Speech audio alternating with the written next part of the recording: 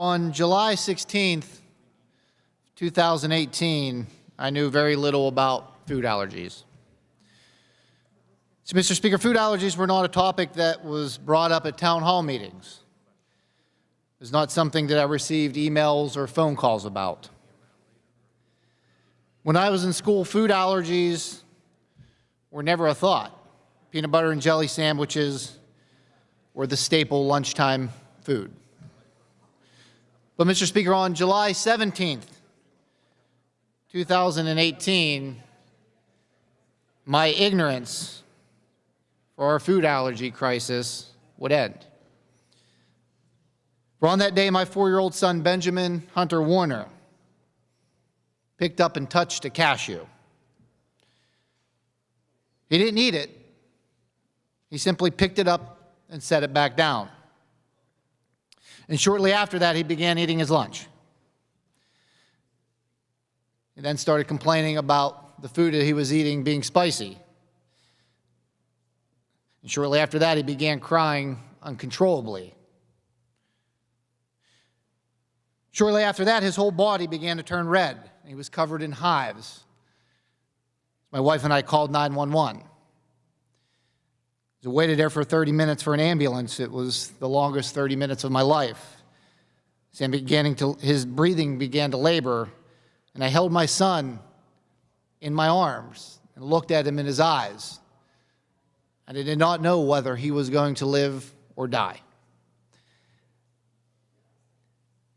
We spent most of that night in the hospital because of a food allergy my son had that we were unaware of. And to make that night worse, Mr. Speaker, when we came home from the hospital, unaware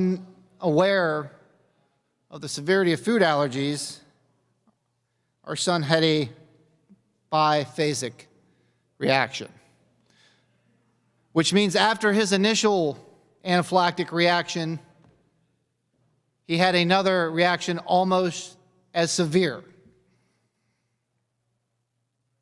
Mr. Speaker, because of that event on July 17th, my son's life, my family's life was changed forever. Because when one of your children has a food allergy, you live a life of fear.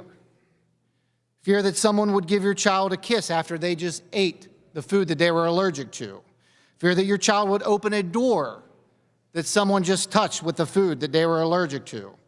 Fear that a child would unknowingly hand them the food that they were allergic to, which happened to my son with pistachios.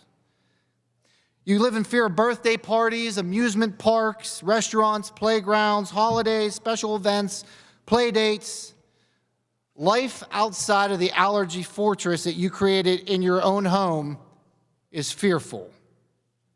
Because, Mr. Speaker, it's not a matter of if they will have another allergic reaction. It's a matter of when they will have another reaction. And you just pray to God that you or whoever they're with will be prepared for that. Mr. Speaker, I would never wish this upon my son or family, but I'll tell you that I'm happy to be here today to advocate for all those children and families across this nation and across this Commonwealth that suffer from this silent disability. Mr. Speaker, there is no cure for food allergies. The only treatment for an anaphylactic reaction is epinephrine. Speaker, I think it's important for people to realize how rapidly food allergies have increased. There are currently over 30 million Americans and 6 million children affected by food allergies. The prevalence of food allergies has increased over 50% in the last decade. And on average, every 3 seconds, someone is sent to the ER for being exposed to allergies, and thousands of people and innocent children die every year from an allergic reaction. Mr. Speaker, over the last few sessions, we've accomplished some very good things. for those who suffer from allergies. And I want to thank this body for the passage of House Bill 126, which I sponsored last session, which expands the use of EpiPens to police officers, daycares, colleges, and a whole list of other places. But, Mr. Speaker, we still have a lot to do. We have to make people aware of this law. Speaker, I look at Congress and I look at a law they recently passed that requires calories to be listed next to food items on the menus at chain restaurants. Mr. Speaker, while this is commendable for people that want to eat healthy, calories will not kill you after you immediately eat them. Mr. Speaker, we have an inexcusable shortage of EpiPens. There are families out there right now that do not have access to the only life-saving medicine for their children, and they're being told to use expired EpiPens. There is an inexcusable price for epinephrine. And as this body advocates for many worthwhile diseases and disabilities, I pray that we will give food allergies, which is a growing epidemic, the consideration and thought that it deserves. Thank you, Mr. Speaker.